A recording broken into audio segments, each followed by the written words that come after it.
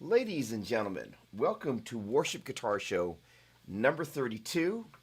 Great to see you. If you have a moment and want to drop a note in the chat, let us know where you're coming to us from. That would be awesome. I am in the San Francisco Bay Area. I think I always ask people where they're at, but I don't necessarily know if I always say, hey, I am in the San Francisco Bay Area. So tonight we are talking about. Ladies and Oh, gentlemen, no. Stop that. number 32. You were muted. Take two. Ladies and gentlemen, ladies and gentlemen, welcome to Worship Guitar Show number 32. We are focusing on what's new, what's not, the latest, and the greatest. There are so many things happening right now in the world of gear. There are so many things happening in the world around us that the pace of things has reached a fevered pitch. And sometimes kind of finding that perspective is a little bit of a challenge. So I certainly know that I am busier than I've ever been, but at the same time, in the seasons of busyness, that's generally where God is really kind of growing us. So I would love to kind of hear where, people are coming up against, if you will, some brick walls, and also would love to hear some victory stories of stuff that you're like, that's in the rearview mirror. Before I do that, let me just say hello to everybody. Lonnie, great to see you. And Brad, what's happening here? And Nicholas, and awesome. Deanne, awesome. Right. The Aussie, got it. Tampa, Connecticut, awesome. All right, great. A little 3.0 action, yes. For those who don't know what the noise about 3.0 is all about, that is Line 6's new firmware for Helix and HX Stomp, and that is out and about, and people are rather excited about that, including myself. I will be shooting a video for that on Monday, and I'm actually going to have the privilege of being joined by a very special guest from Line 6. I'll just leave it there. All right, so here's the thing. With all this stuff going on, staying centered, North Central Washington, very nice. Staying focused, staying on top of what's relevant, what's not. The interesting thing is that this is the voice print DI from LR Bags, and what is so exciting about this box is it's really, to the best of my knowledge, the first time that a major manufacturer has gone all in on releasing an IR product specifically for acoustic guitar. We are at a point now where this technology is all around us. I've been spending a bunch of time working around the Bosch GT1000 Core. It's this little baby piece of magic that is so incredibly powerful, and the fevered pitch, which is going to be the phrase I'm going to use repeatedly tonight, of where things are at right now, it's kind of exciting and a little intimidating to just kind of know what you need to know. For example, let's roll the clock back 30 years. Latest and greatest. Greatest does not necessarily imply the latest, right? So let's take classic Strat. When I was but a wee lad, I would go into the stores and the guys behind the counter would tell me that was, this Strat was better than that one. They would explain why, so on and so forth. So what makes a Strat great these days is still the same thing that generally made a Strat great back in the day. But the thing is, the other gear that's out there, there's generally a much greater depth of field that you need to know this stuff. And so one of the things we're going to be doing, what's going on, Forrest? Hey, from California to Buffalo. One of the things that we're going to be really making sure we do a much better job of doing at Worship Musician is doing a ton of worship musician demos specifically for worship guitar players. And we're missional about serving you, I should say us, better. And so it's going to be an awful lot of fun. So first of all, what's going on, Chris? How you doing? Great to see you. I would love to have any questions that people have about any piece of gear that, good, bad, in between. It's just, it is all around us, and it is all incredibly awesome. So, but that said, the interesting thing about the little journey I've been taking with the Bosch GT1000 Core, For those of you who don't, this is kind of a funny story. It's show and tell on myself. So the deal is that I have been making a video about using the GT1000 core as the centerpiece of a pedal board for the better part of 2.5 weeks, when ideally it was supposed to be a video that was supposed to happen once a week. I'm late, but it's because of the fact that as I dig deeper into this little piece of magic, it's revealing more and more of itself. And as I want to give people some suggested best practices about how to get an immersive experience with it, I found that it's taken more and more banging of my head against the wall, finding out what it does and doesn't do, and then finding the workarounds for it. And, the interesting thing is, I basically read the manual. I have learned a ridiculous amount about it. But in the process, I've also learned a lot about MIDI that I sometimes have a tendency to forget. So, the interesting thing is that I found myself in this, the steep learning curve myself, and you feel like you're falling backwards. You know that feeling? You're like, oh no. But in the process, one of my biggest missions to serve you and to serve all the people that I make gear demos for is to give them, basically to serve them and serve you as you're on your mission to find that thing that you're looking for. We know that worship musicians don't just play at church. There's, the other 6 or so days that, we're at home. We are obviously, a certain amount of what we're doing with our instrument is pointed upwards. A certain amount of what inspires us is coming, if you will, from above to where we are. But there are times that we're just kind of playing guitar because we love playing guitar or bass or whatever the instrument is. And with that in mind, we want to find, I won't say the quickest path to quote unquote there, but paths that make sense, right? And so some best practices are great. So I am still looking for some questions here, but I'm not seeing them. So I'm going to jump right in and do a little teaching on pedal board magic because I can. So let me get this pedal board in frame here. And we're going to talk a little bit about this particular box, not just for the sake of this box, but as if it were an HX Stomp or anything like that. So let's head over here and let's see how centered in the frame I am when I go over here. Not very, but we can fix that. There we go. All right. So ladies and gentlemen, oh, look at that vintage fuzz face just hanging out there. You know what? I'm going to leave that guy right in frame for right now. Okay, so here's the deal. There's lots of goodies hanging out here that I want to walk you through because it's relevant to the conversation of what we're all going to be doing as we become more exposed to devices like this. And again, you could just think of this as an HX Stomp, an FM3, whatever multi-processing effects, amp modeling, whatever processor you want it to be. But in many ways, you're seeing kind of the birth of what I think is going to be kind of the next generation of what we're going to be needing to pay attention to. So I'm going to walk through a little teaching thing about pedal board magic as it relates to the house of worship. And if somebody has a problem with that, draw me a line in the chat and just say, Doppler, keep it short. All right. So here's the deal. There are a couple of really important things about the way a bunch of this stuff works. Hang on a second. What do I think? Hang on. I got a question here. Come on, Chris. Let me get down to that layer. Okay. What do I think of extended warranties that most retailers offer on gear? That is a brilliant question. As a general rule, it's a total ripoff. And I will say this, Chris. When was the last time you had a piece of gear that didn't kind of... Hang on. Let me face you face to face here. It's a great question. When was the last time you had a piece of gear fail within the first year or two being outside of warranty?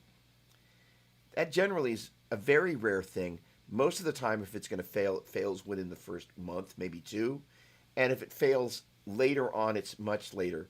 And, this is where maintenance and just taking good care of your gear actually matters. It's a great question. As a general rule, I am not a fan. It's a great way for folks to make a little extra money on a transaction. Generally, I would not suggest doing it. There may be some exceptions here and there, but generally speaking, not. All right, heading back into the board magic. Okay, So one of the interesting things about a device like this is this is basically the main volume control. And if you were to run this into a PA or your DAW, you can basically use this night and day at whatever level you want. And there's some output settings here. You can kind of set it for the appropriate output, well, destination, not source. There you go. So the thing is, if you're going to run this, though, into the front end of your amplifier, that's where it becomes a little bit of a problem. So the idea is that, generally speaking, like you would do on HX Stomp, you would use one of the internal loops to hit the front end of your amplifier, and that way the level is right for the front end of your amplifier. All right, we're just going to leave that piece there. But here's the deal. Just imagine this is any small format amp and effects modeler. Now, because there's a limited number of loops, one of the things you can do is actually run a stomp before the unit. One of the other things you can do, especially when you start using the loops to send to one, or in this particular case, two amplifiers, is you can actually place your time-based effects, like a reverb in particular, after this unit, especially when you control something like that via MIDI. Now, speaking of MIDI, watch this guy very closely. Look at this fancy stuff going on here. I love MIDI. And so, before we get over there, with a box like this, you can also, use a traditional expression pedal. And then if you take a look at the face of this real quick, and when I hit this, you notice it jumps basically into this kind of, ooh, and you can hear it, jumps into stop mode, and then you can assign an additional function to this. So that is to say, we're dramatically increasing the functionality of this guy without MIDI, just using basically some TRS connections, both for the expression pedal. By the way, you need to know this, in case you didn't. If you're going to hook up an expression pedal, you need a tip, ring, sleeve connection. But you probably knew that anyway. All right, so the deal is, what we're going to talk about right now is just a little bit of MIDI magic. Because, fuzz or distortion. Hang on. Yeah, all right, so, sorry. Dan, this guy right here is a beautiful vintage fuzz face on loan from my buddy Mason at Vertex Effects. And this is a lovely little specimen, and I've been having all sorts of fun attempting to become Eric Johnson for a video session I'm doing tomorrow. Definite fuzz. And so, and if you're asking, hey Matthew, what's going on? Is that, hold on, wait, hold on just one second. Let me get to where I can see that a little bit better. Okay, hang on a second. There we go. Hello, come on. There we go. Come on. Why is that not coming up? Matthew, is that me die red medley? What is this? MIDI you speak of? Oh, got it. Oh, what is this? Humor, got it. What is this MIDI you speak of? All right, so here's the deal. All right, yes, you can control this guy like this, but that is a limited amount of functionality. So I'm, without going like totally bonkers on MIDI, and what's going on, Steve, in Modesto? Thanks so much for hanging out. All right.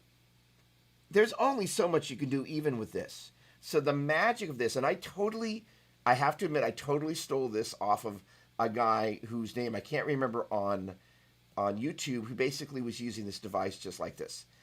So if you search Morningstar MC6, I think he was actually using the MC8, but he had a strategy for using this. So I'm going to show you what that strategy is. Basically, this guy, I can use via MIDI to control this box. I can use it via MIDI to control this box.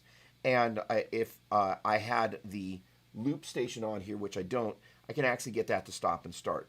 All right, so let's talk a little bit about the strategy of using a controller like this.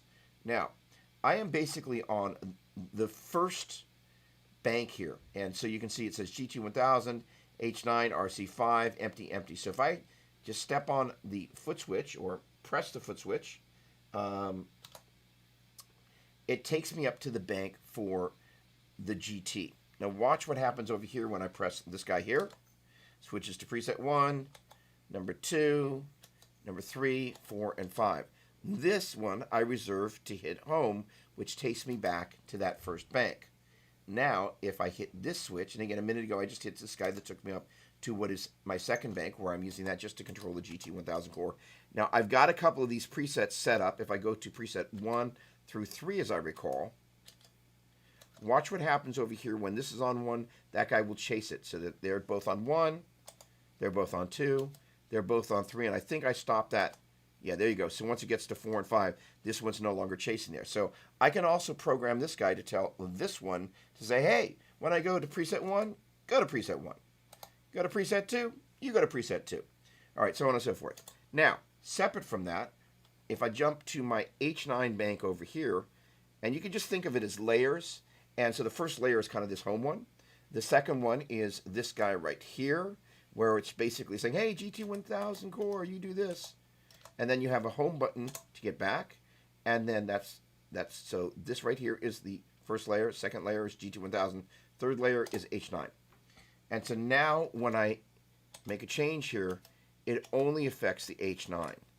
So what's so cool about that is that it allows you to basically have random access to control anything on your board with one push of a button. Now, if you're already using some multi-effects unit like, a larger Helix or, the GT1000 Pro, whatever it is, a lot of those, that functionality you wouldn't necessarily need because you could use the brain in most of those units to control some external MIDI device. So, that's great. But the great thing about MIDI is it's so incredibly powerful. As you just saw, it's just like, wow, it's relatively easy to use. So the last thing I'm going to say about MIDI before we finish this little piece of the conversation up is this, is that generally speaking, as you're inside your signal chain here, you want to think about the flow of MIDI information. And as you set up each of these devices, you assign it the equivalent of a phone number, which is a MIDI channel. So this guy I've got set up at MIDI channel 1. This one, you guessed right, MIDI channel 2. This one is MIDI channel 3. That enables me to send unique program changes. Again, that says H9 right there. I'm selecting the bank for the H9. So there's H9 number 3. When I hit that, it goes, well, it was already at number 3. H9 number 4. So that allows me to have this device talk to that device only. And that's a very powerful way to be able to take relatively small gear, but still incredibly sophisticated, and have a lot of control over it without losing your mind in the middle of a service, stepping on 5 different things. Okay, so first of all, there we go. I got, all right, I've got some comments here. Is that me die, meaty? Is that MIDI? Me die, meaty, MIDI that I speak. Thank you, Matthew. You got it. Sorry, I'm a little slow on the uptake today. Deanne, I got a Tube Screamer now. Need a fuzz pedal for Christmas birthday. Awesome. My MIDI dyslexia is so old style pedals for me. So, here's the thing. There is absolutely nothing wrong, no shame, with just using good, old, great, classic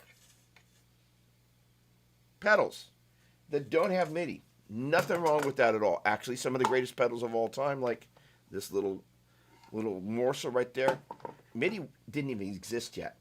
And so, we don't necessarily want to go further down the gear rabbit trail than we need to. All right, so with that said, I would love to take some more gear questions, if there are some. And if not, I'm just going to kind of keep talking about a couple of things here that are going to be relevant.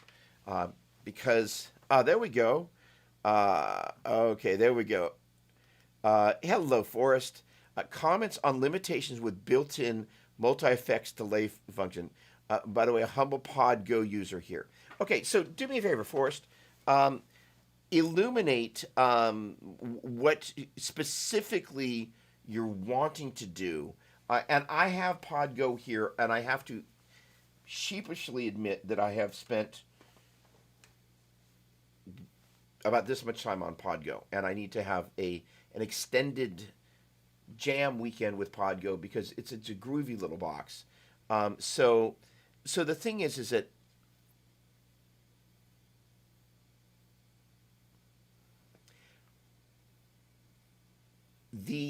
to answer your implicit question that you didn't know was an implicit question, there is generally one delay vibe that I go for. Not that I profess that the whole world goes for it, but it's basically a dual delay. One side is a dotted eighth, the other is a quarter. And what's neat about that, if you're going out in stereo, is it allows you to get some stereo separation left and right, if only in the delay side. And it's not so completely, it's, if you will, kind of the Van Halen sound where, it's got all these effects over on one side and the other side's dry, right? It's kind of like if you're on the wrong side of the room for a Van Halen mix, it's not necessarily going to be, it's not going to sound great because it's intended to kind of be heard kind of center channel. So that is one of the things. So you know what? Okay, so do me a favor, Forrest. I am. There are two Doug Doppler Facebook pages. One is it's kind of like my personal one, and then one is my official one. If you get a moment, send me a detailed message specifically asking about what it is that you're kind of with the delays and because it seems like you're asking a sophisticated question. And I would love to know what it is that you're wanting to do that it's not letting you do, or what it is that you're just plain wanting to do that you're not necessarily 100% positive. Doesn't sound like that's going to be the case, but just kind of let me know. Hit me.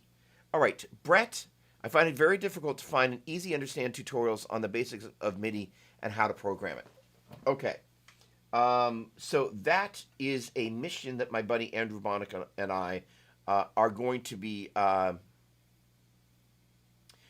working on, and I don't necessarily know whether that will end up being a quote-unquote pay MIDI course, but I think it's highly probable, given the season that I'm in right now, especially on the worship side of things, that there'll be some sort of worship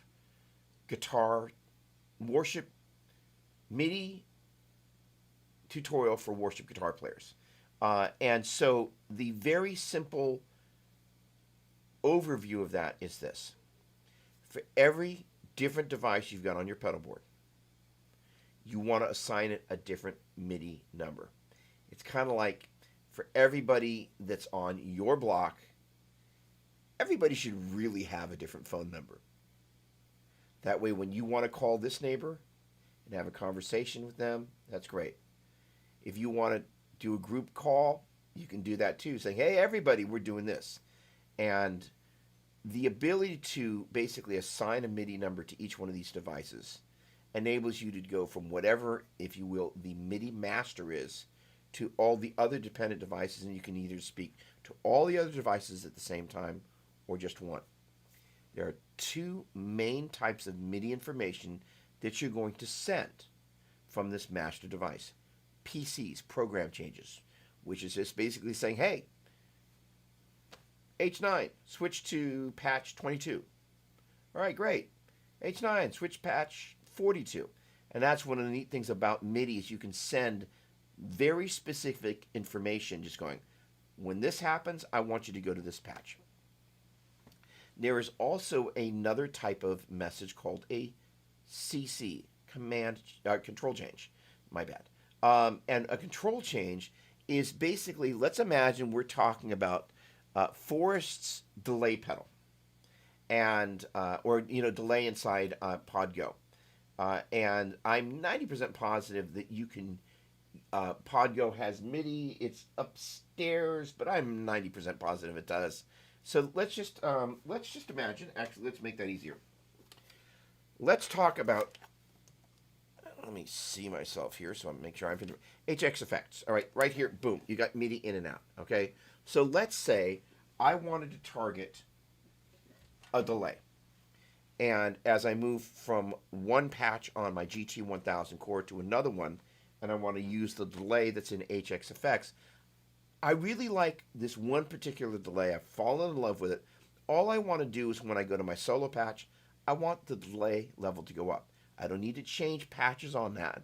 All I need is when I go to my lead patch over here, the delay level goes up. And that's what you use the CC for. You're going, hey, you're going to basically send a MIDI message on the appropriate channel.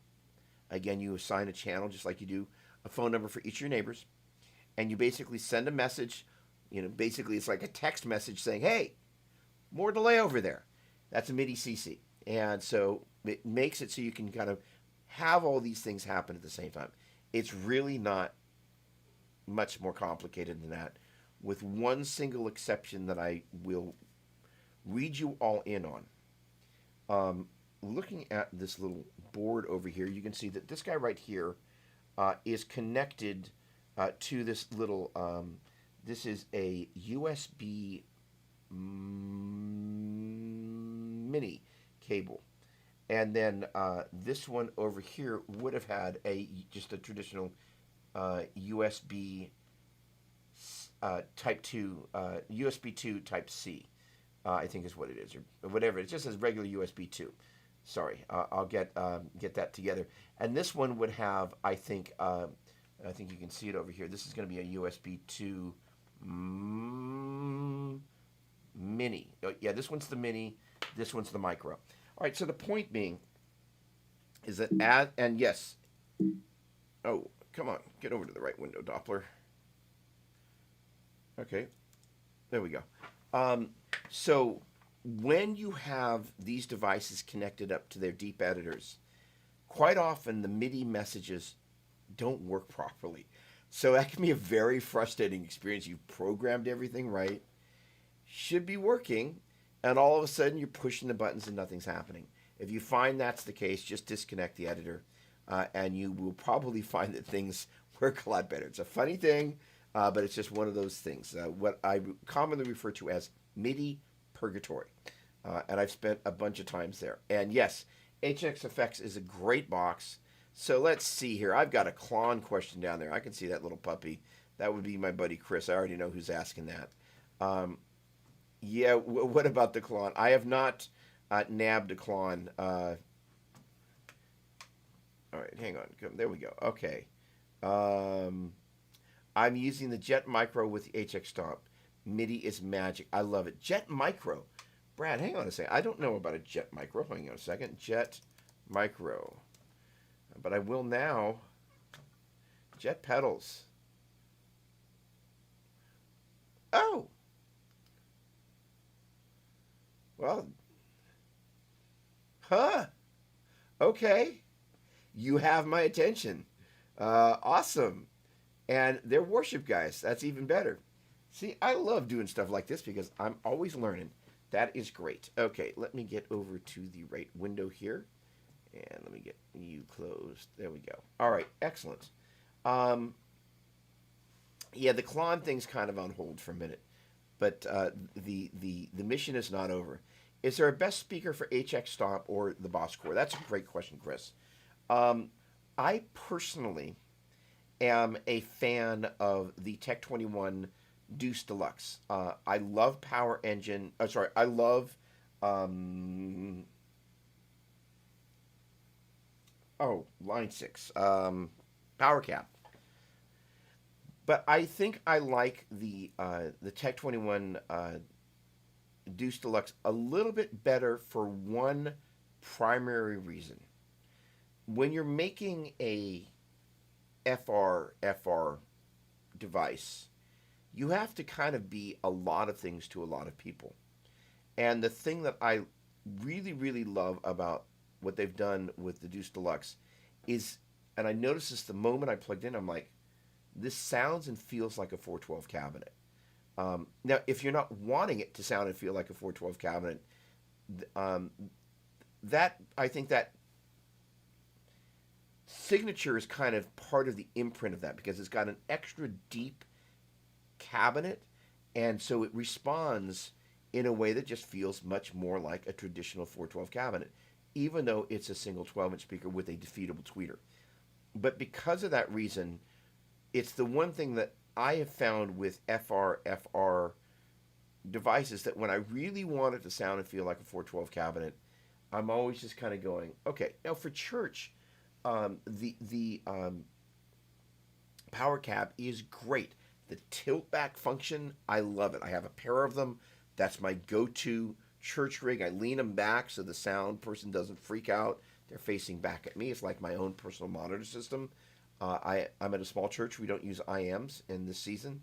So, IEMs rather. So the ability to just be able to have wall of Doug without it being exceedingly loud is a lovely thing, and I'm the big stereo fanatic, so that works really well for that. So it depends on what the use is, but I've seen your guitar wall. You're a bit of a shredder, so my guess is it's going to be the Tech 21 Deuce Deluxe for you. Okay, Matthew, hey. Okay, I love my HX effects, snapshots. Do that, and snapshots are awesome, and snapshots and expression pedal. HX effects is my whole board. I mean, that's kind of the whole point. Is just like, this is the thing is one of the things that's I think starting to happen is that I think guitar players are a little less enamored with like, let me have a board that like I have to I have to warm up before I actually move this thing to and from church. It's just kind of like the smaller board. I think is becoming a lot more popular simply because somebody in my other streaming show last week, was talking about the smallest number of points of potential breakage, and it's a really smart concept. And they're kind of some brainiac, studying neuroplasticity and I don't know, whatever. It had some bazillion-dollar school. Not that it's about the money, but the point being is that they were, and it's a very logical question. It's like, look, the more points of failure you potentially have on your board, the more you're going to risk potentially going down, unless you have some sort of switcher in there. And I'm a big fan of those types of devices. The RJM stuff is particularly great, and I love that. But kind of this smaller board thing, I think it's really coming, and that's where something like HSFX is so effective. Yes. All right, so Forrest, let me see if I can dig in here. Go with simple plug and go unit, which is kind of cool. Typically, going for the standard delay, dotted 8 sounds. All right, Brett's replying. They're great. Thank you. Even if you had to pay for the. Oh, there we go. Brett's talking to me. I'm jumping between convos in the thread here. Even if you had to pay for the course to be worth it, just to understand the language of MIDI. Brett, the great news is it's not complicated. And most importantly, once you get MIDI up and running, it's like the ninja move on your pedal board. It is awesome. All right, Forrest, always exploring new sounds, so need to think about expanding that a bit. Will enhance the question. Yeah, do me a favor. Go in, if you will, Forrest, and maybe we'll both agree, and then we'll see who's going to get it done faster. My guess is that there are a bunch of delays inside Podgo. And so my suggestion would be to just sit there and work with a bunch of them. I would be really surprised if there's not a dual delay. And again, the dotted eighth on one side and the quarter note on the other. I just love that because you get all your dotted eighth stuff, as you pointed out, but you also get your quarter notes, which the two of them, when you're sitting in the middle of that, it's just like sonic excellence. Yes. Okay, I have caught up here, so that means I get a chance. This is what's neat is the latest and the greatest. So let's back up a couple of steps and kind of talk about what some of the what's new and what's not. First of all, the new black hole reverb pedal from Eventide that just showed up. I have not had a chance to plug it in. High on my list because look at that. It's such a cute little pedal. Very cute. This LR Baggs voice print. This is a big deal. The short version of what that pedal does is there's an app. You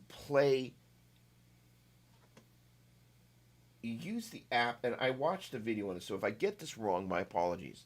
But basically, you plug in your piezo into this thing, and then there's an app that also reads the sounds in the room. So you do a couple of different gestures, including tapping on the body to kind of let the app register the resonance. And then what it does is it creates an IR of the sound of your acoustic guitar, not with the piezo that's underneath the bridge, but with a mic on it. And it's still using the natural sound of your instrument as the impetus. So it's not like you're just totally wiping away the character of your guitar. It's actually to the contrary of that. It's taking the essence of your guitar and making it so it comes out when you're playing. And the sounds are really, really good. I've been super impressed, so I can't wait to dig in on that. Very, very cool. All right, let's see. Brad, let's take a look. Pretty sure all are the same effects in the HX and the Go, minus a couple of high DSP ones. I think you're right. I think this is the thing is that with the exception of some of the oxygen suckers, I think it's got a lot of the same effects. All right, Deanne, I've seen a lot of people using Pogs pedals, and I'm not sure uh, if I should sell my Dipty. All right, so the interesting thing about the Pog is it's a little bit on its way out. It was extra hyper popular, and here's the thing: I love the Pog for probably one main reason, and that is this. Say you've got some guitar melody, it's a signature thing, and it's at this perfect spot, like let's just say the 12th fret, right? It's in a quote unquote, dare I say, guy key. All of a sudden, it gets transposed for a female worship leader, and you're now, instead of being at the 12th fret, you're up at the 17th fret. And you're playing this melody line that sounded really good further down, and as you move it up the neck, it starts to lose the bottom end because the higher up the neck you go, not only do the notes get higher, but they're just a little bit smaller.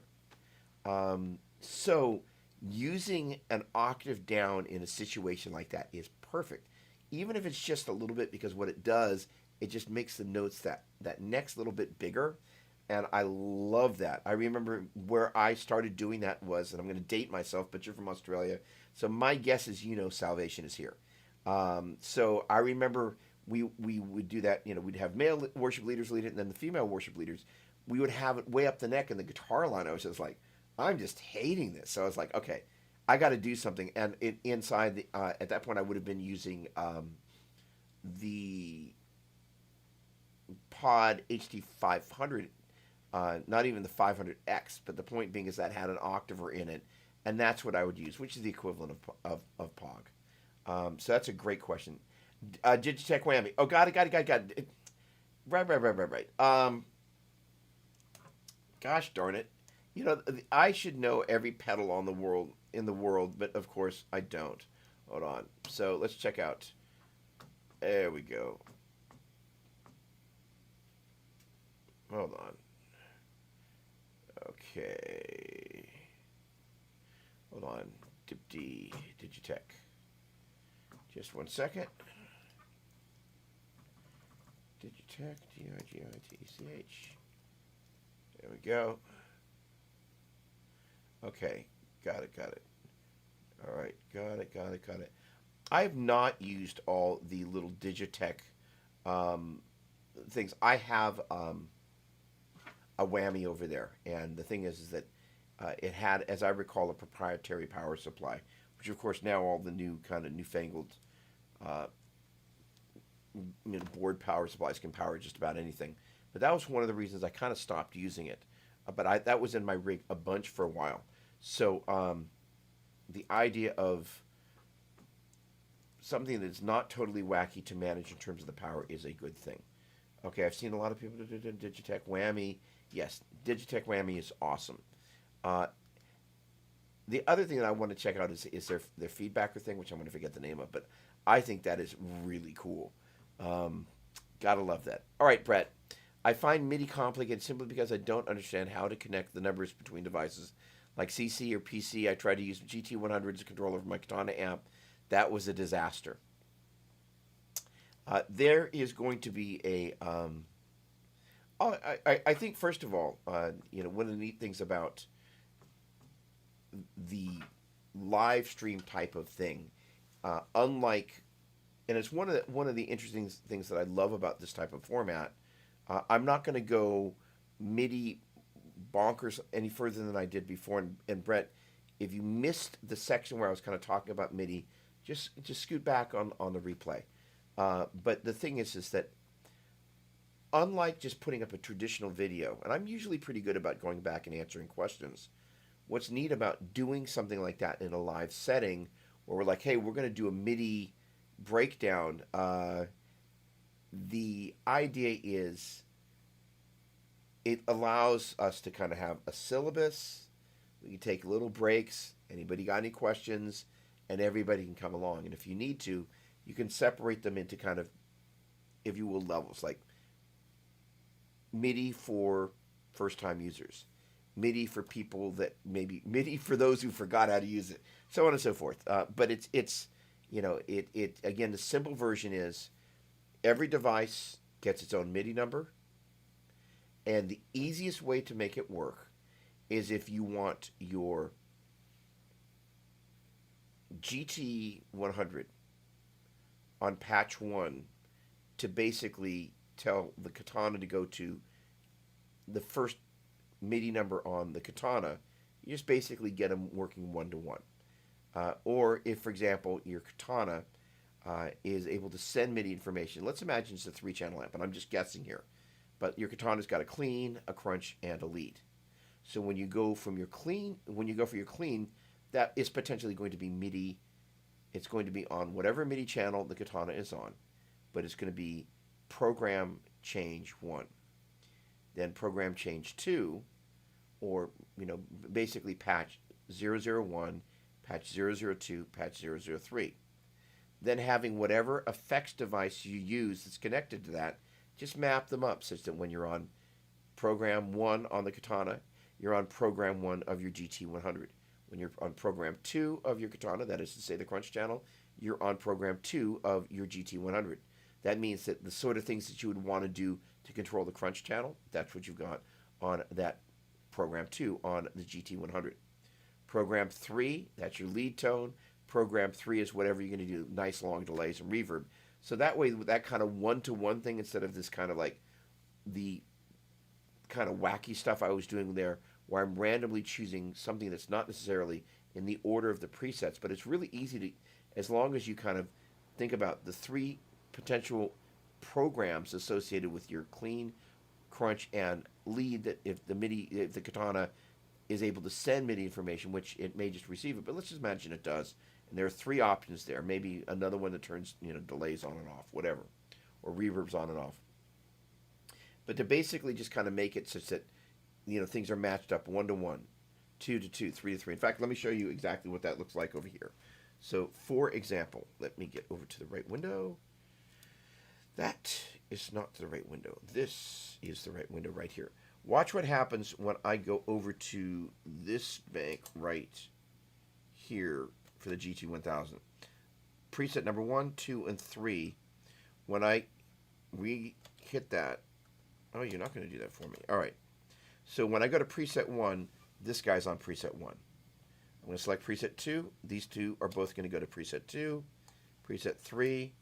So what's nice about that is you're not going to lose your mind looking down at your pedal board. Now, when I go to preset 4 over here, notice that the H9 isn't changing. Okay, and I did that on purpose, not to confuse you, but I did that because I wanted to demonstrate the ability to kind of make the GT1000 core be able to tell the H9, just go, hey, just follow me. That's a pretty easy function to do. But that's separate from then the random access approach, being able to go, okay, I'm going to hit the home button here. I'm going to go to the bank that says H9. Now, rather than having this guy saying to this guy, hey, just follow me when I go to preset 1, you're going to go to 1, 2, 3. Now watch what happens on the H9 here. I can randomly access anything up here, and this doesn't change that, all right? That ability is really kind of what makes it so great. You can choose how granular you want to be with your control. It's incredibly powerful, and I love that. Okay. All right. So let's see here. So this whole concept of kind of what's new, what's not. The other thing that I've been doing over the past couple of days, in addition to working on yet another demo, is tomorrow I have a very interesting session.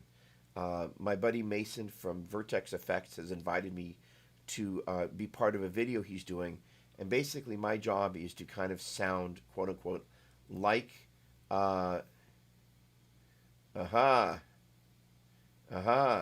So Brad, I'm going to pause myself. Brad, one of the other things uh, I'm going to take the bait there. One of the other big things that is a big deal is not just whammy effects, but the fact that there's a polyphonic pitch shift, such that you can basically use the helix as a, if you will, virtual capo. Most importantly, to go down in case your worship leader announces, "Hey, I don't want to do it in E today. Can we do it a half step lower?" And you're in the beloved key of E flat, and you're like, "Yeah, no problem." Have you had a chance to use the polyphonic pitch shift on it? Because that's a big deal about 3.0. Curious to know that, Brad. All right, Brett, I understand how it functions and that you can control several devices to do that, totally to do different things. I just never learned how to make it all work. Thanks. Okay, Shane, hello, my friend, Gear Whisperer. Probably off topic and a question for another time, but who does streaming? Okay, what does streaming do to guitar tone coming from the amp, and what can I adjust to compensate? Okay. Generally speaking, I've been really impressed with the fidelity of how guitar sounds when it streams. So if you're, dare I say, not happy with the end results, let's back up a couple of steps because that is a great question, and I'm gonna frame that in the kind of the latest and the greatest, what's new and what's not. Um, and then I'll come back and talk about attempting to become Eric Johnson because of the practice thing that's gone into that and just really what it looks like when I attempt to kind of get into a deep state of practice and try and make something happen. Because, regardless of who you are and what you do, at a certain point, you're going to find yourself needing to practice something that's a little bit further than your skill set is, and having to play up and practice up to do that. And it's an interesting phenomenon. Hey, what's going on, Alan? Great to see you. Cutting tracks and Reaper, love that. So here's the thing. Shane was asking about how when you're streaming. My guess is you're asking this, Shane, because you're like not super happy with the way my guitar sounds. There are a couple of things that we want to take into account in the midst of all of this. So let's zoom way out. Does our guitar sound great front of house? Why does it sound great front of house? If you're running direct and it sounds great front of house, chances are it's going to sound great coming out over the interwebs.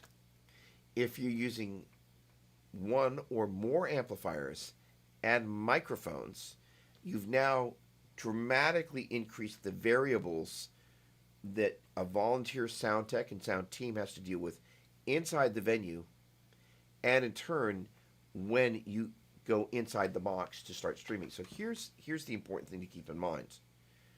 Drums are a really great example of this. You've got Johnny or Joni snare drum that just loves to beat the daylights out of that snare drum. Love a good snare drum, so don't get me wrong. But you're going to find that unless your broadcast mixer, that is to say the person that's back there preparing the mix for broadcast, which quite often is happening not only at the same time as your service, regardless of how many people are or are not there, and soon it'll be much smaller, but they're having to make it sound great in the room, and they're also having to make it sound great online, which is kind of an impossible task. And so the louder something is in the room, acoustically, the higher the probability that sound tech is going to have that level down on the board, which means the greater the probability that that thing is going to be too quiet when it gets set up for the broadcast mix. So that is kind of the first dynamic, is like, are you being mic'd? Because if you're being mic'd as opposed to running direct, that is probably a big part of where the downward spiral begins. For the sake of conversation, I keep toggling windows like a toggler. For the sake of conversation, one of the things about a device like this is I'm using basically the loops to go out to the pair of amplifiers that are behind me, and I could use basically the main output there if I wanted to, the direct out to go to basically the front of house. So it means that for church in particular, That sort of a setup is really good. It means you can have, again, you've heard me talk about this before, but you can kind of hide that amp to the right hand side, because traditionally I stand on the right hand side of the platform. You can hide that amp over there, and if you're a couple of steps back from where the worship leaders are, it's kind of pointing up at you. Your guitar gets a little bit of stage volume, but then you're not using that source to go into the PA. You're using the direct out of that. And in that instance, most of these devices at this point are getting sophisticated enough such that you can use your amp as an amp, and you can use an amp model inside the box there, so both sound cool. And so that kind of strategy, especially for the house of worship, is really valuable. Um, so that is a wonderful, wonderful, wonderful concept of being able to kind of go, what's the strategy? And here's the thing: there's usually a point where it starts to go south. And so one of the things that you might do if you have a wireless and or they're pretty cheap these days, stand out front and hear what the guitar actually sounds like in the venue. Then in turn, what does it sound like? If you have your amps up, what does it sound like if you turn your amps way down and then compensate and bring the volume of the guitar up in the PA? That's going to tell you the difference between what the guitar sounds like in the room and what the guitar through the PA sounds like in the room. And the same is true even if you're not using an amp on stage. Being able to be out in front in the congregation, or where the congregation would be, and hearing what your gear sounds like front of house. There's no way the PA in your church sounds like whatever it is you're monitoring through at home. So kind of figuring that piece out is a big, big, big, big, big deal, and finding the disparity, and then potentially working with your sound tech to try and get a better sound there. It's a great question. Okay. Okay. All right, let's take a look. Alan, welcome. All right, Brad, laugh out loud. Yes, I have. It works, but it sucks to hit me. So you have to watch what else is in the patch. The acoustic sim works pretty good too. That's awesome. Yeah, that's one of the things that I've heard is that it works really well, but it is a little DSP hungry. So the management, it's one of those things where if you're using 2 amps and 2 cabinet blocks, my guess is you're not going to be able to use 2 amps and 2 cabinet blocks with that. But it's still a great feature to have. All right, Alan, I was talking with a buddy about stuff we cut in the 80s at the studios at MTSU. I never got a guitar tones that I like, ever. Now it's so easy to direct. Okay, so there's a couple of things. Alan, did you like the sound of your guitar at the time? So Shane, this is funny. So we've got Shane's on Facebook. This is coming in on YouTube. Oh wait, let's see. I can bring in YouTube here. Hang on. Let's do this. Shane, you'll see this come into the broadcast. Okay, there we go. I rarely hear bad guitar tone stream these days. You know, and yes, that would be really cool. So here's the thing: is that volunteer techs on volunteer sound teams aren't always great at all the things that they need to be great at. I've heard some bad mixes, but fortunately, you've not been similarly summoned, so that's a good thing. And it is what it is, and it is frustrating when your guitar doesn't sound good. Uh, so curious. So Brad, excuse me, Alan. Okay, there we go. My bad. Did you like your guitar tone when you were doing that recording? And was it just kind of the recording process that kind of didn't work out well? Because this again gets us back to Shane's comment: is that if you find yourself in a situation where, let's say, for example, you have a sound tech who just loves guitar, but they love grindcore guitar, and you're a worship guitar player. Grindcore, of course, is this very aggressive thing, and you've got this lovely, open, ethereal thing, and they desperately want to make your lovely ethereal thing as much like grindcore as they can, even if it's just totally subconscious. They're mixing for the way they think the mix should sound, and you're hearing that end result. So this is where this dialogue comes in. And again, the latest and greatest. The old and the new is another way of saying it. That dialogue we have with our sound techs and just kind of going, let's sit down and listen to this, because I heard, and the other thing is that, if you're on a team where there's a second guitar player and you can hear what it's like when they're streaming and you kind of go, okay, the guitars just kind of always sound not good. Then you can have a conversation with the other guitar player and not the, hey, let's gang up on the sound team, but kind of going, hey, what do you think? And then you can begin to investigate, some of the ways that you can remedy this situation in terms of being able to provide solutions for people to know what it is that you're looking for with a guitar. And that, one of the best things you can do is go, hey, well, you're not going to hand them a CD, but you can potentially bring your mobile device in and go, hey, I'd like you to hear this particular sound. That is really the vibe that I'm going for. Can we try and make the guitar sound more like that? And then they will potentially say, well, yes, but if you play a little bit quieter and use a little bit less drive and a little bit less delay, it's going to be more clear and you will be more audible.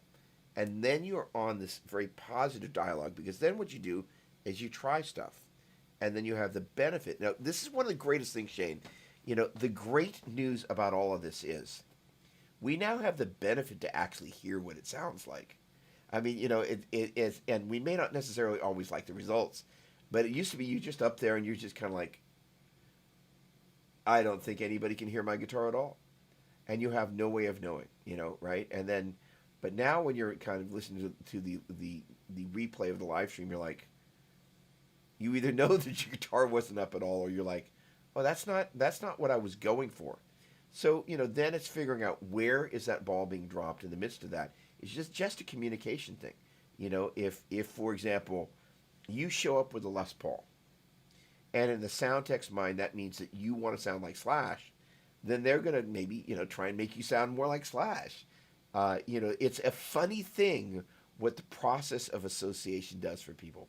Just saying. It's just one of those components. Why is this not? All right, fine. All right, let's take a look at this here. And there we go. Deanne, we use a Fender Deluxe 3, but I had to put a small power brick on it because I was told because I was too loud. Great amp. Those the deluxes are great little amps, and but the neat thing about being able to is kind of pull them back a little bit is at least you're still able to get the benefit of a tube amp, and that's big, that's huge, love that, cool. Alan, at church I love what I hear in my ears and up front. Helps that our sound man is a guitar player. Absolutely. Always good to have a sound tech that is a guitar player. Okay, Luis. Hi. Hey, Doug. Random question for the Gear Guru. Uh-oh. You may be getting yourself into trouble there, but I appreciate the faith just the same. I kind of want to upgrade from my Fender Deluxe HSS. Okay. Any options on Strat-style guitars? Sir, Iconic, Fender, etc. I've been leaning towards Sir for a while, but would love your take. All right. Boy, that's a giant question. Okay. A couple of easy ways to answer that. First of all, I think the Sir guitars, first of all, they're really pretty, right? Like, let's face it. I'm sorry, I'm going to grab Pinky here. Like, when my wife saw me playing this, she was like, what about this guitar appeals to you? I'm like, well, what about it doesn't, right? So it's got kind of this green vintagey kind of look, It's, I think they call it shell pink. It's got even got the little bridge cover, which is actually kind of a pain in the butt. But the point being is that I must admit I was smitten with the way that guitar looked. Right. So I think the Sirs are really lovely looking guitars. I think, for one, listening to Pete Thorne, who kind of has his own signature Sir guitar, and listening to his sound and see how you like it. Nigel is playing a Sir. And then Mateus Sasato, you know, it's going to seem like a cheap answer, but it's not. Um, who are the players whose sound every time you hear him play, you're just like, man, and then you kind of go, okay, how much of that is the guitar, right? So again, you're asking kind of an implicit question there about the HSS. So I'm going to actually zero in on that piece as well. Getting a great HSS, and for those of you who don't know, if I didn't say it before, that's humbucker single single. That is to say, it's a humbucker in the bridge and then two single coils in the middle and neck position, respectively. Finding the right humbucker that is a good balanced level for when you switch back and forth between the different sounds, and then when you really want to step on the gas in the bridge position, that's kind of like that's a bit of an oxymoron to be able to work that out. It's actually a really cool thing. I think the Sirs do a really good job of that. They can be a little present, um, in that there is a frequency right around 2.5K, if I were to guess. That's just a little tiny forward in those guitars. Now, here's the thing. It's one of the things that people who play those guitars probably really, really love about them, because it means that it's sitting forward in the mix, which is always a great thing. If you will, it's a very similar thing to, hey, Rick, what's going on? It's a very similar thing to one of the reasons why people love Taylors. Now, the Sirs are not as forward as the Taylors are, but the reason worship leaders love Taylors is, first of all, if you're leading to your acoustic guitar and you can't hear that instrument, you're going to have a hard time finding your notes. So, for one reason above all others, being able to hear yourself because the guitar cuts through, it's really important. But number two, you also know it's going to cut through in the congregation as well, which is one of the reasons why Taylors are so incredibly popular with worship leaders. Is, as a general rule, I would say, and I'm going to step out on a limb here, that I would say that worship leaders favor Taylors a little bit more than worship acoustic guitar players. Quite often they're one and the same, but generally speaking, I think one of the reasons they're so appealing is the worship leader just really needs to be able to hear themselves. And if you think about the way an acoustic guitar projects, it's kind of like, if you will, the sound hole is the equivalent of the speaker. So you're kind of above all this production, if you will, that's spitting out this way, unless you're listening in ears, which a bunch of us are, a bunch of us aren't. I'm in a small church. That ability to hear the attack of the instrument as it's coming out of the instrument, because it's a little bit more forward, is a good thing. The other thing about this is the neck shape, and this is one of the things that really amazes me, is how different the neck shapes are. So, first and foremost, Luis, I would suggest, when it's convenient, making your way to a Sir dealership, somebody that's selling Sirs, obviously, that's close enough to you that you can get there, and play a bunch of the necks and see if the necks appeal to you. There was one of 5 or 10 guitars that I let go, and I have this thing about guitars, like, when I actually find a guitar, I'm like, and I've let it go, I just kind of regret them forever. And there was a kind of a misty green color, like that pink of a Sir Strat, and I think it was one of the first ones with a baked maple neck. And I played that guitar, but I was just like, I just can't see spending $2,500 on a guitar. I've since softened on that posture, but kind of, somebody in here said, there you go, Matthew said, tone is in the hands, and the idea being,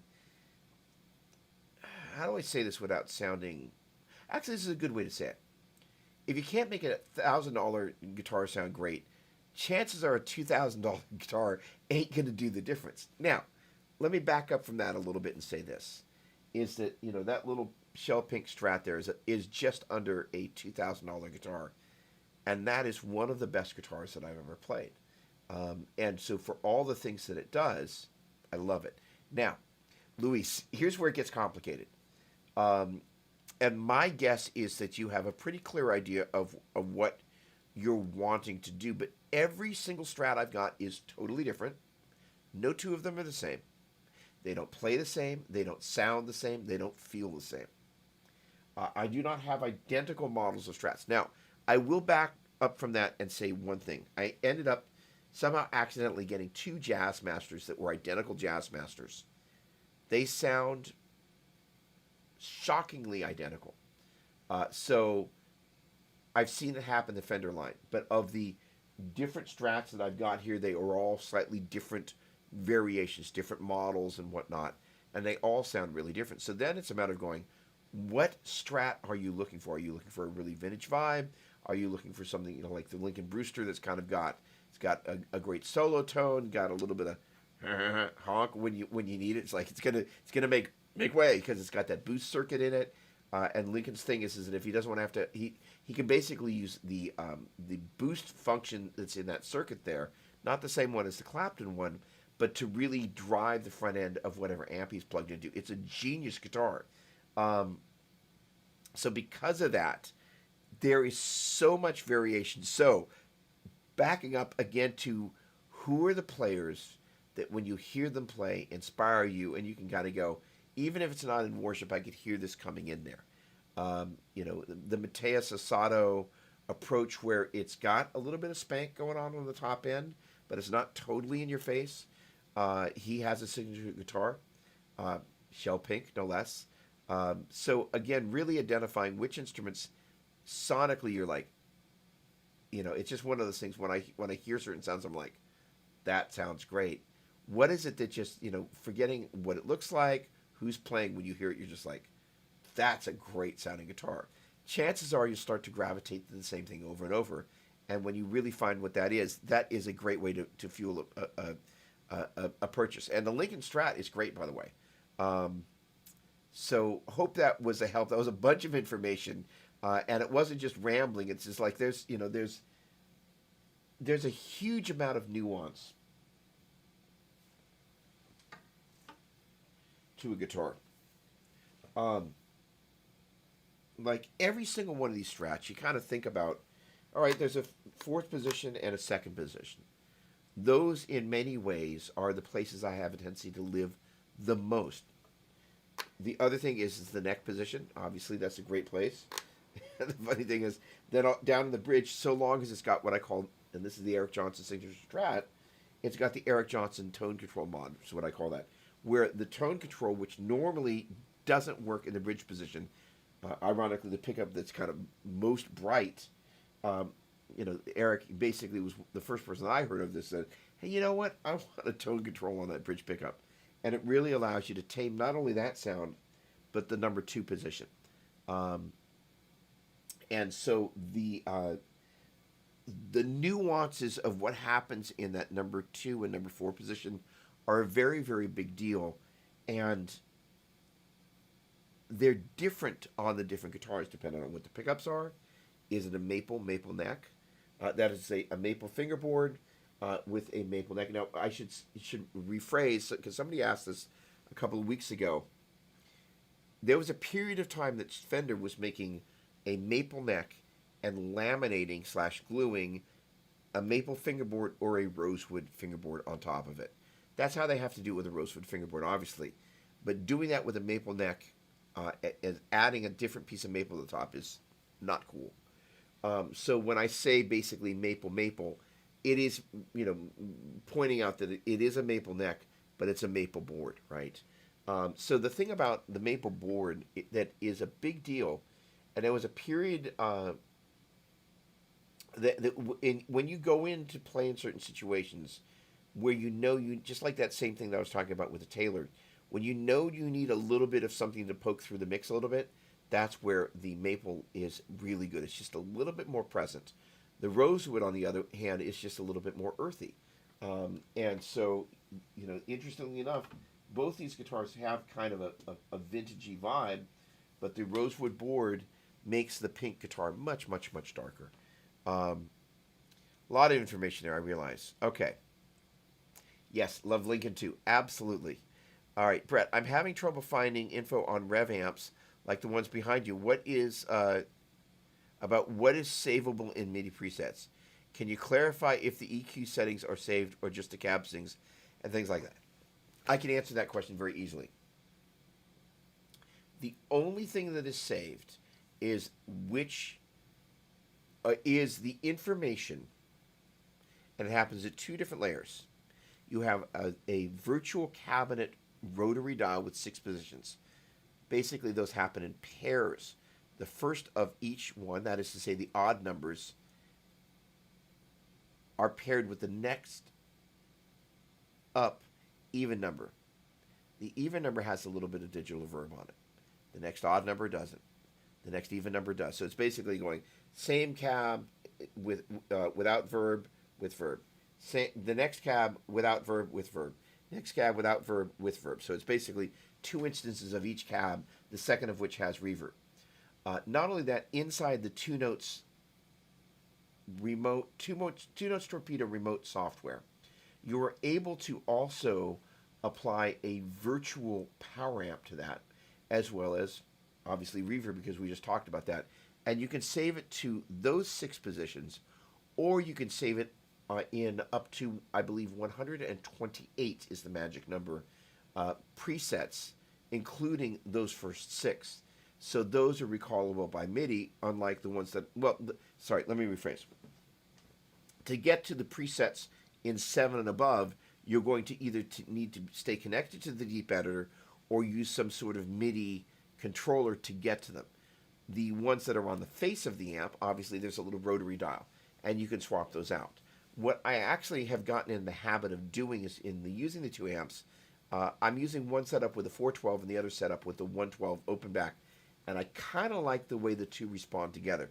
They're both rev cabinets, and I like the fact that when you want to dig in, even though the 112 open back sounds really, really good, when you want to dig in, there's just a little bit more push you get out of the 412. It's a great question. Okay. Luis, with pleasure. Thanks, Doug. I appreciate your insight, and you've given me some things to consider. God bless. With pleasure. I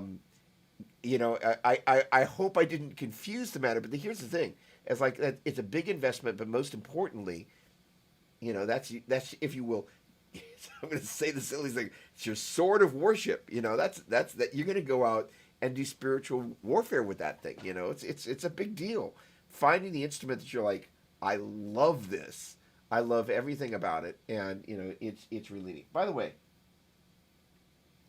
I would have to say that there are no guitars that I think everything about them is 100% perfect.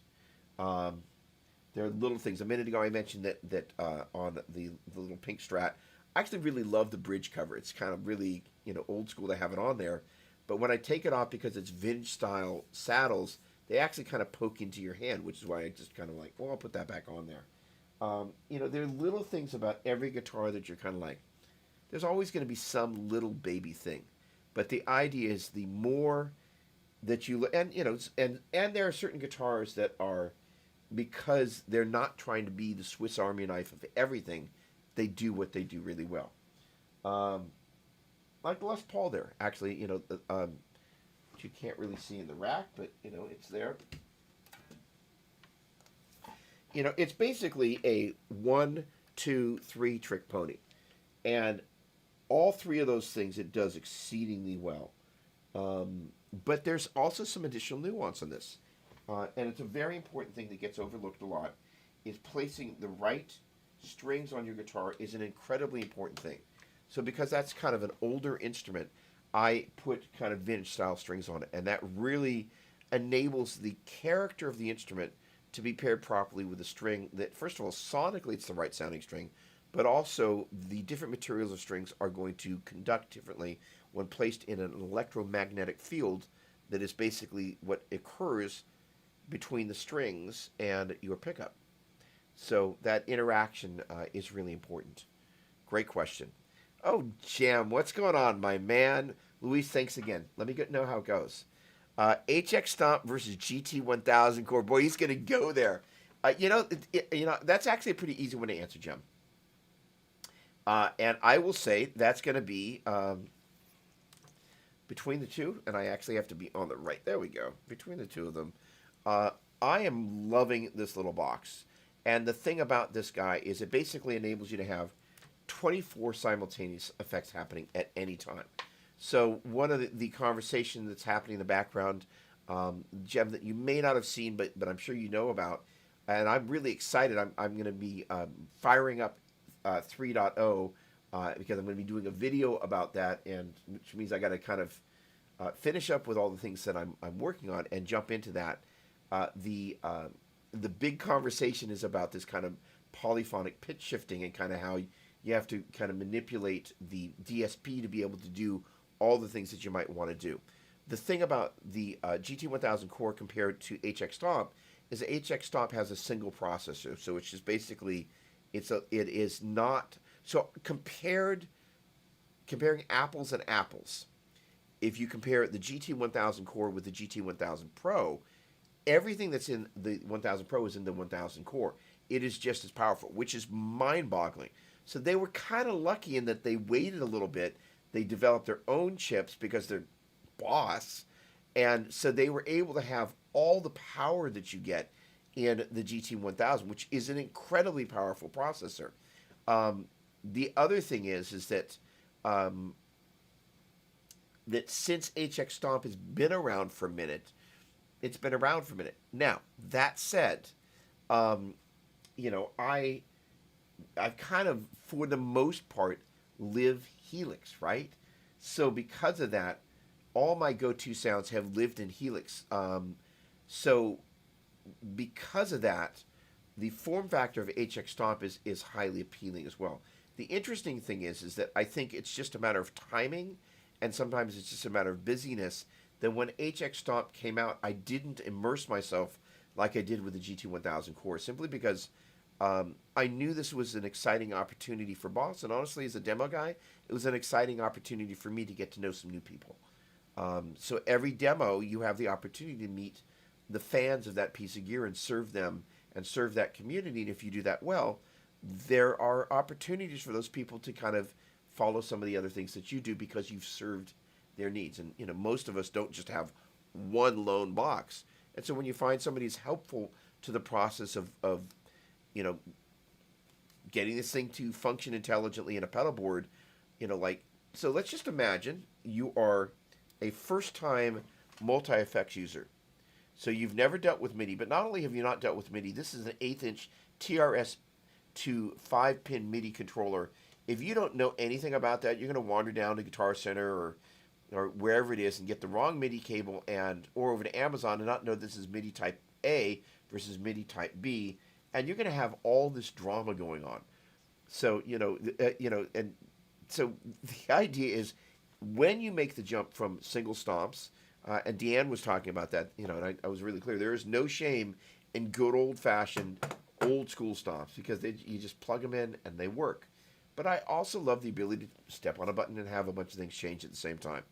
And I would have to say the 1000 core is an incredibly smart device. There are a couple little things that I think are firmware updates they're going to fix. I caught a couple of things, because when I dive into these, and it's not like, I'm special, but when I dive into these things, I dive in pretty hard. And usually if there's something that didn't get caught, that should have been caught, I'm going to the guy that finds it.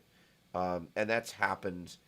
A very, very high-end acoustic guitar manufacturer sent a guitar for review, and I'm like, the nut's cut wrong. And I had an email exchange with them, and I was like, the nut's cut wrong. And it was a very nice exchange. I was like, hey, the nut's cut wrong. And they're like, no. And I said, please go measure it. And they measured it, and they came back and like, the nut's cut wrong.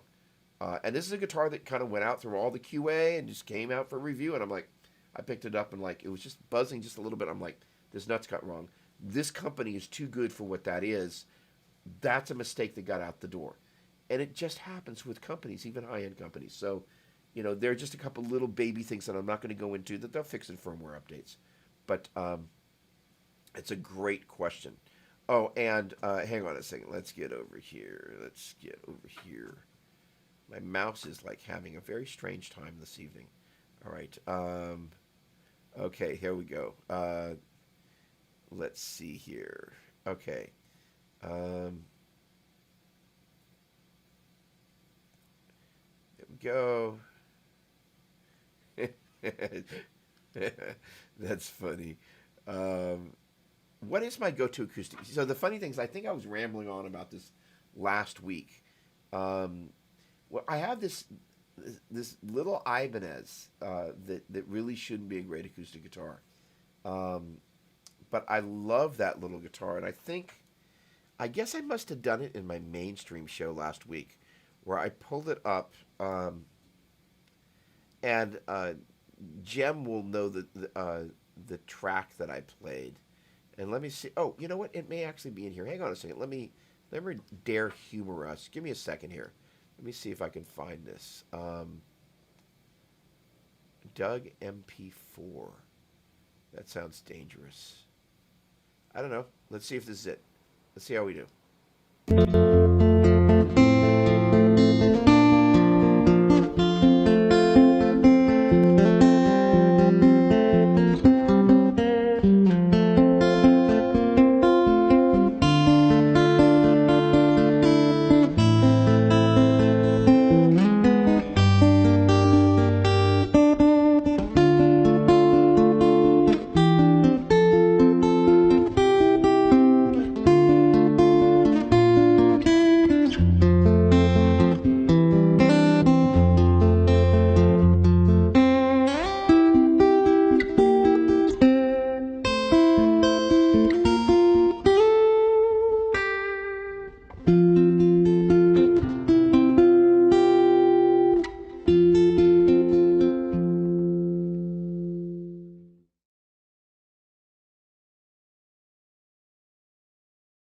I unmuted myself. There we go. I'm back. I have to do something in the background here. I've got a document I've got to sign real quick. But so let me just do that. Can I get to that in 2 minutes, Mel? Yeah. Okay. So, hi. We got a little something happening in the background. Good something. So the amazing thing about that little guitar is it acoustically is the smallest sounding instrument I've probably ever owned. But the pickups that are in there are Fishman.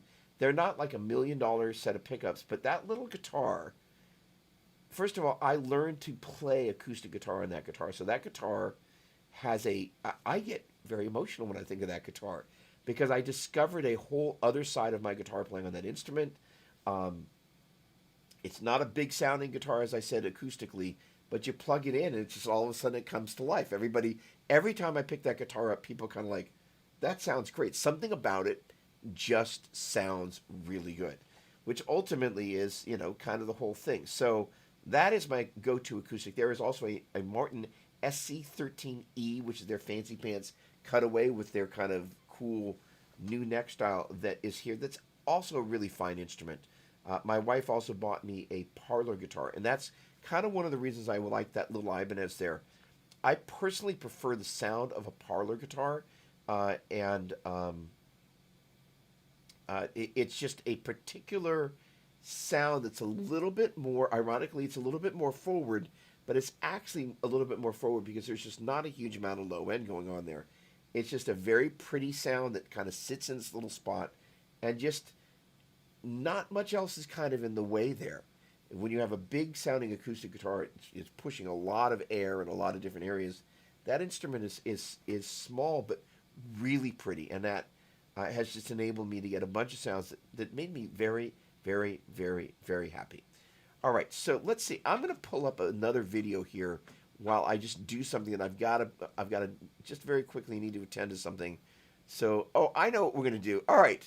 So, sorry, this is going to be kind of fun. So this is the Helix. Our SKB case is really waterproof.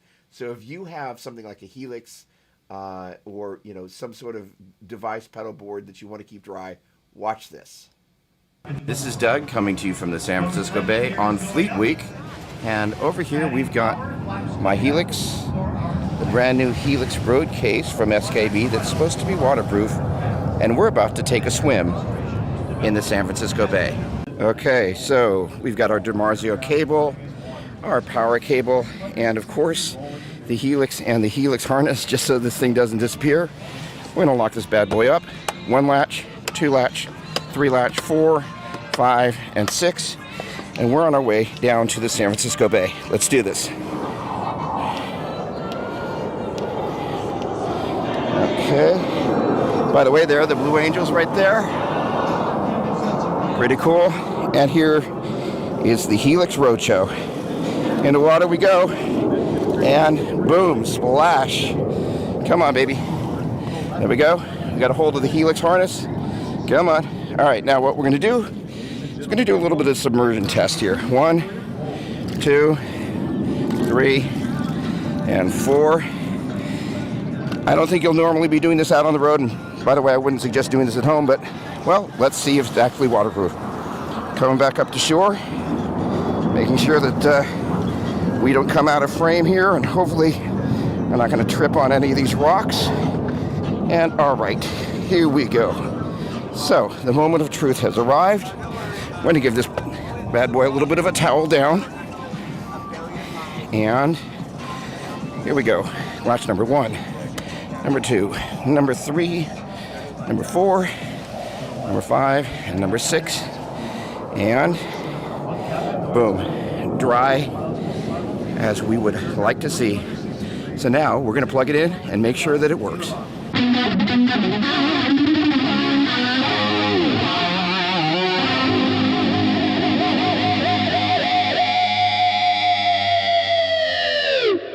So my Helix obviously survived its little swim in the bay, thanks to this SK.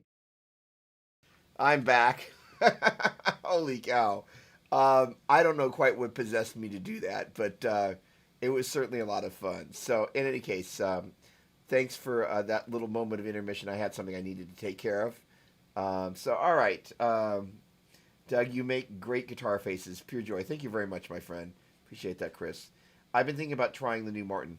Matthew, that's a really neat guitar, and the thing that's neat is you got all that neck access there, and you know, for the traditional quote-unquote Martin purist, all right, yeah, you know, you've kind of got something that's not a traditional thing, but you know, it's lovely, and yes, I love the mid-range of a parlor guitar. They're pretty, they're small, they're out of the way. It's just a lovely, lovely, lovely sound. All right, Facebook. Let's see what's going on over here. Shane. I know that Ibanez acoustic. It's a great sounding guitar. And the funny thing is, like, literally, I remember we used to have kind of these worship nights out on the deck, and I'm strumming it without the amp, and it's just basically nothing comes out when you get a bunch of people singing. It's a funny thing, but you know, this is ironic, and I think I said this when I played that little Christmas song before, and it must have been on the mainstream Doppler's Year Garage last Wednesday, and I was commenting, you know, that sound. And that guitar is it's just transformative for me. Just been that way. All right. For strings, I put GHS boomers on single coils and Ernie Ball cobalts on humbuckers. All right. Let's see here. Brett, thank you again for the valuable information. Of course, you always unlock the things that seem to be the mysteries. Oh, I love it. And then make them easy to get. I appreciate your depth of understanding, making it accessible for us. Brett, with great pleasure. That is my mission. The best part is when God kind of makes it just so painfully obvious. Serve others, and as they're kind of on their mission, I'm like, well, that's so much fun because you get a chance to use your gifts in the act of serving others, and that's kind of, you know, it's just what a great gift, and it's always nice to have the gift be appreciated. So thank you for that. Okay, let's see here. I've got a couple of things that I need to attend to, so I hope you guys are not going to mind if I go a little less long tonight. I've got a really, really important studio date tomorrow, and I've got a bunch of prep that I need to do. So I want to know if there are any additional questions that people have that have been unanswered, because I want to make sure that we get them. All right, there we go. Lonnie. Oh, B&G. So, you know, the funny thing is that I have not played one of those B&Gs, but I have been very tempted. Those are lovely. Oh, you would like this. Pack. Sorry, that wasn't personal. Those are lovely. I think they're made in Israel, if I'm not mistaken. but they're supposed to, and they have great. I mean, that's just an interesting thing. They have great commercials. Like they always make the guitars sound amazing. You're like, holy cow, right? The thing is, I don't play that much acoustic guitar in this moment, um, but I'm gonna need to be. And hey, what you guys could do, and you can ruminate on this. In addition to the gear demo thing on the Worship Musician channel, we're also yes, I'm a dealer. Oh my, okay, good to know. Thank you. Uh, is that we're looking at maybe adding some kind of song tutorial type of content. And when you think about worship song tutorials, I'll add the middle word there as opposed to worship tutorials, our lovely friends over there. Um, it can be a range of different things. Is it acoustic guitar? Is it, all the electric guitar parts of, the 5 million parts that are on each one of these albums? Is it, kind of dialing in, or a bunch of the folks on multi tracks are producing these producer packs of sounds, like Tyler, who was on here last week. So we're exploring some of the different things that we might do, and it would be great. Thank you very much, Brett. Much appreciate that. It would be great to kind of find out what people are really wanting and really needing in terms of like, hey, this is the sort of stuff. You know, we know that we need to provide some information about stuff like MIDI. Stuff, especially for example, if you look at your average worship guitar player, many of them start either in youth bands, so they don't know anything about putting gear together, and quite often they get hand-me-downs that often are so-so. Or they start off on acoustic, and one day they're like, I want to play electric, and it's such a different world. There is kind of a unique trajectory, and we know what that is most of the time. It's not like somebody just shows up at church and decides, I'm going to play electric guitar. I want to join the worship team. I'm going to go out and buy Helix and Veritas. It's just like it doesn't happen like that. There's a trajectory. So also for the people that on your teams and you're wanting to serve. Our mission is to help other worship teams and worship members and tech teams really have an easier time of it. Um, okay, that's a great question. Love those quotas. There we go. Hysterical. That must have been the helix in the bay. Love those chorus out tones. Yeah, there we go.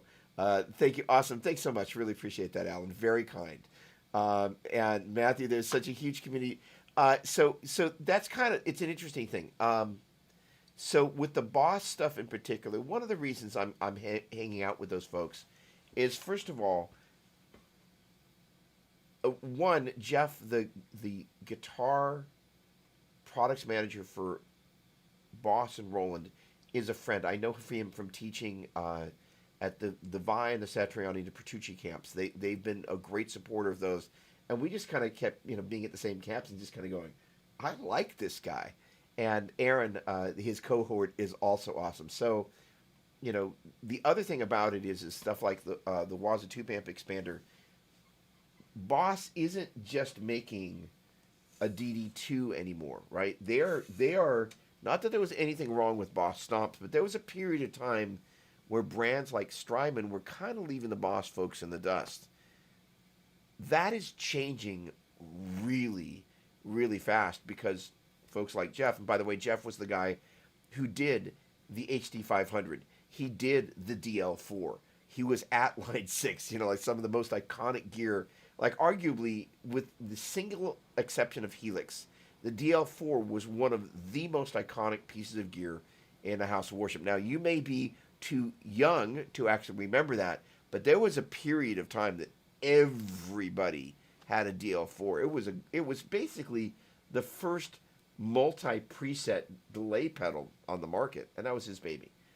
So they're doing some really smart stuff. So to answer your question, the answer is yes. And I think you're going to see that grow pretty quickly. I think you're going to see folks like Chris Rocha.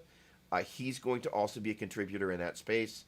And what's happened is I think the Boss stuff has been the multi-effects side of Boss has been a little rock and roll. And the thing is that now what's happening is the algorithms, they're just so diverse across the range of sounds that it's a little less rock and roll. And so I think you are going to see that with the headrush stuff. So here's the thing, and the thing about the headrush technology is this: is Alto Music, I think is the name of the brand. No, In Music Brands bought 11 Rack. So that technology is stuff that they bought that sounds great, but there's nobody there that's the head of R&D kind of building the next generation of, if you will, Helix 3.0, the GT1000 core. And so because of that, I think Headrush is going to see an interesting journey ahead in terms of how they're going to get to a next gen thing. Now the thing is that their FR, the 108s or whatever those are, have been exceedingly popular. So because of that, they've got some kitty in the bank, which means is they think about the next gen of what they're going to do. They have the money to actually be able to legitimize doing some serious R&D. And with stuff like the Quad Cortex coming into the market, my guess is that they're going to be feeling some growing pains and the need to step into the larger foray into the marketplace. But essentially, Headrush is 11 rack in a different box. So they're going to need, and here's one of the other conversations. Like, people love whatever they love, and then they kind of get a little fickle. It's like, oh, it's not new, it's not as good as this. I will say what the Boss people have done is kind of inconceivable. The algorithms inside here are actually tactile in nature. There's some sort of artificial intelligence thing that they've got going on with basically this interaction in the amp models and in some of the DS1 that's in there is just like, holy cow, I've got a vintage DS1 here, which is a great pedal. The DS1 that's in there is better. I never, ever would have thought I would say that, but it is. It's just a ferocious pedal. So the point being is they're figuring out some things about the tactile sense of playing stuff that they're kind of, I'd say they're kind of at the head of the class there. And like I said before, I kind of live Helix. Look around me. It's just like they're everywhere. There's my floor, my racks over there. So, but at the same time, part of my mission personally is to serve as many people as I can. Right now, Headrush is not part of that menu, but they're a good bunch of people, and they're making a really good product. All right, it's an interesting thing. First of all, the Corey One plugin is great. The real plugin that they make, the Neural DSP stuff, is the Plini plugin. It's just unreal. Just unreal. They make the best guitar plugins on the planet. The thing about the Neural stuff that Matthew, you brought up is that the higher gain settings are not super friendly for the House of Worship. I don't have one of the devices, but I can say the plugins are great. I could easily, if as long as I've got the core technology kind of under the hood, I can mess with it. I think I could probably come up with some sounds that would be really great. And it's 4 processors, so that thing has bazillions of bit smashing. Little. If you can imagine a bunch. The vision that comes to mind is a bunch of people smashing grapes with their feet inside the quad cortex. Benny, Benny, Benny, like that scene out of I Love Lucy that most of you have never seen. So in any case, they're smashing grapes in it. They got a lot of feet and a lot of grapes to smash. It's pretty funny. Jet pedals. Hey, wait. Hey. What's going on? Hey, somebody mentioned you earlier. Nice to meet you. Hey, hi, welcome. Yo, hey, we're just unfortunately getting ready to jet on out of here, but nice to meet you. And awesome. So hang on, I pulled up your website. So, let's, because we're just getting ready to jet on out of here. But do me a favor. Let's like make friends. And so hold on. Where did I pull up that? And I was looking at all that grooviness. All right, it'll be in my browser history. Hang on a second. There we go. Jet pedals. There we go. So you guys are full on. Like you're totally representing, which I absolutely love. It's always nice to come to a website and just see it's like, hey, we're worship folks, and we're glad to meet you. So that's awesome. And I love that little MIDI controller. That is very, very, very, very cute. So we will USB class compliant. Look at all that stuff. In any case, so hey Jet, what is your name, Jet? Or maybe your name is Jet. I'm Doug. Nice to meet you. So Matthew, thank you. All right. So folks, I am going to jet on out of here because I've got stuff to do. But I really, really, really, really appreciate everybody hanging out. We are going to increasingly what you can expect over the next period of time as we kind of refine what we're going to do. Obviously, the Q&A part is such an important part of serving this community. Now, hang on a second. So, hang on. You're just like you're waving red. So, okay. So most of the stuff is high gain, but I will say that Rebea, Afro, that dude is awesome. He is one of my favorite demo guys. First of all, he's a great player, and I think he's an exceptionally nice guy. But yes, most of the stuff is high gain, but they also have, plenty. They have also got Corey Wong. In case you guys didn't know, Corey Wong is a believer, like full on. But at the same time, they do seem to be very interested in the metal end of things. Now, what's interesting about that is they obviously have missed the fact that it's the P-Dub folks that are keeping the lights on at Line 6. So they're going to have a very interesting trajectory as they kind of begin to kind of go, wow, there's only so many metal people. And the reality is that, I think they're going to chip away at the Fractal folks and the Kemper folks, which I think they're going to do. But like compared to the House of Worship, like my buddy Chris is Rebea is a beast. He and Danish Pete. There we go. Aha! See, I knew we were just a little scratch and sniff. You're like, yeah, okay, I like the metal stuff. And Danish Pete's great. So there are just some great people in this space, and I love that. And I love that there is a lot of musical diversity. And actually, the great thing of Rebea is he can play lots of different styles. One of the first things I saw him doing was just destroying a Strat, playing the kind of this blues thing. Like 5, 6, 7, 8 years ago, and I'm like, wow, I love this guy.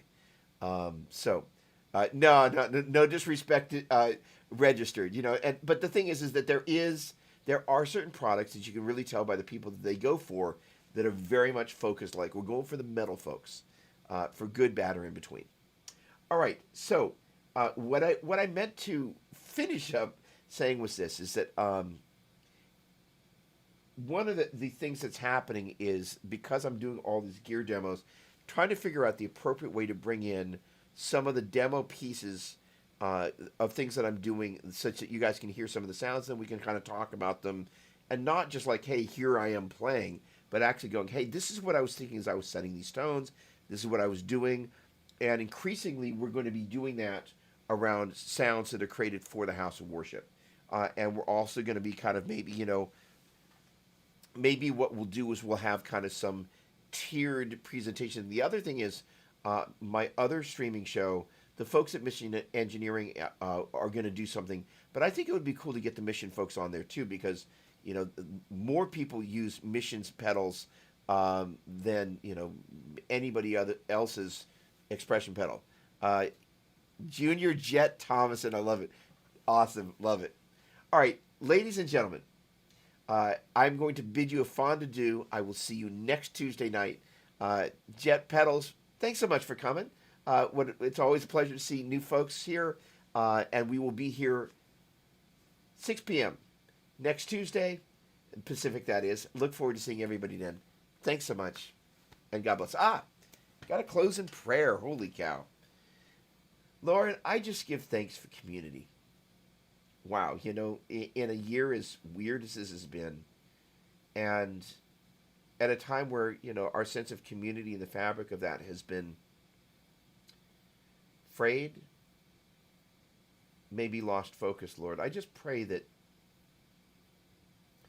as we hear about vaccines coming into the marketplace potentially, we get a chance to kind of go, hey, we're kind of getting a second chance to build our church communities.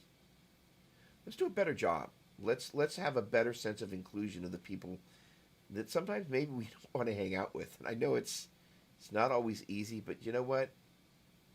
It's not easy being on the outside. So Lord, I just pray that we can, kind of be the hands and feet of Jesus to the people that sometimes even when we don't feel like it, and that as a result the body grows stronger because we are building bridges, we're filling gaps, we are endeavoring to be the hands and feet. So Lord, I just pray that you equip us to be more compassionate, more understanding, more gracious, and more capable of being the hands and feet of Jesus. I just pray that our joy would increase and our ability to serve others and grow in our gifts as we serve others. Lord, that you would just continue to bless us. I just give thanks for the privilege of music, that you give us this thing that brings us so much joy, but yet, you harness it for the good of your kingdom. Uh, it just never ceases to amaze me, but that's just who you are. And so we give thanks for that, and in Jesus' mighty name we pray. Amen. All right, folks. Well, that was great. It's my favorite part of the show, just so you know. Um, there's something about kind of corporate prayer that is just awesome. All right, love you guys. God bless.